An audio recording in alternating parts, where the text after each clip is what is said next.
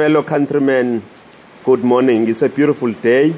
It's raining, but it's also hot. So it's a mixed kind of an environment. The weather conditions these days, you can't predict them. However, it's part of life. But today I want to talk about our women, our mothers, women who presided over difficult situation, women who have pressed on in raising children alone, single mothers. Some, they became single, yet they were not single at all because the fathers, the husbands, is either they've moved away to seek, job or to do other things.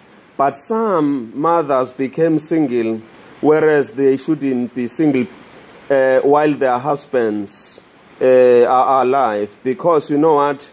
Husband chose to impregnate those women and leave them for other women, which is a sad, truth.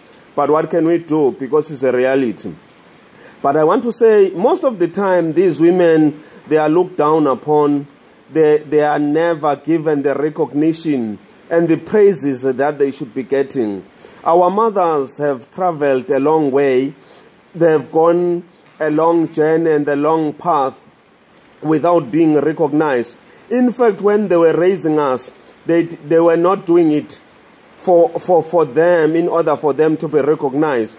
But I feel that if we don't tell this story of how much work and they've done in ensuring that we become the men that we are today, it would be unfair and the gross violation of human rights. I want to salute women who single-handedly raised both young men and women and ensure that they get food on the table. Today I met a lady who cried tears and said, I do have a husband, but he left us and I have to go door by door to neighbors and ask for food. There is no employment where I stay. Even if you want to work, you might not get enough money to raise your kids. The unfortunate part is that because of love, I made sure that I get these children and I'm raising them alone and no one is taking care of me.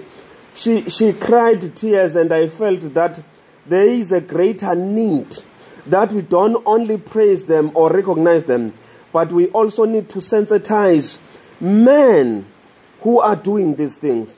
It is so sad that you guys, because you have means of impregnating women and then you leave them and you don't take responsibility. Remember, some of these women, they're coming far from rural areas and they respect the institution of marriage and they have nothing to do. They've been not to school. They have nowhere to go. The only thing that they know is to love their children, is to respect their husband.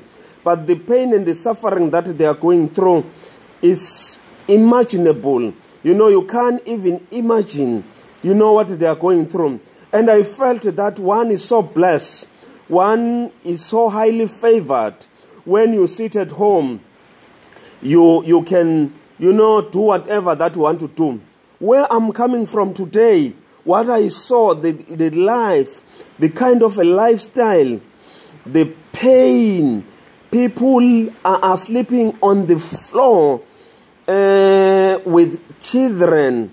Sometimes they would go to bed without food. It's so painful when people, they can go to bed without food and they still carry on and they respect their families. They even respect those husbands, whereas those husbands, they failed to do so much for them. It's so painful. It touched my heart.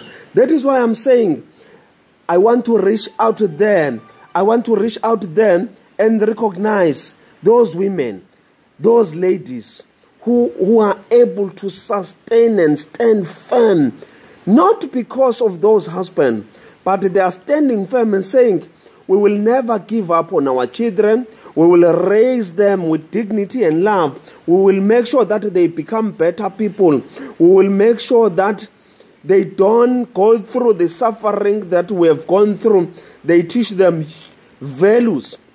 They teach them how they can become better people. How can they become independent? Bo mama, ngiyanibonga, ngiyanisaluta, ngokungazilahli ingane zenu, ngokuzimela, ngokumeqinisweni, ngokuthi anisoze navuma zihlupheke ezinina nihluphekile, ngokuthi ningavumi nokuthi zize ziphume ziyophila enye impilo nikhona, kodwa nime ngoba kunina enikhethile ukuthi ingane noma nina niphile kanjani. I want to say you are the best, and I hope the Almighty God will recognize and salute you.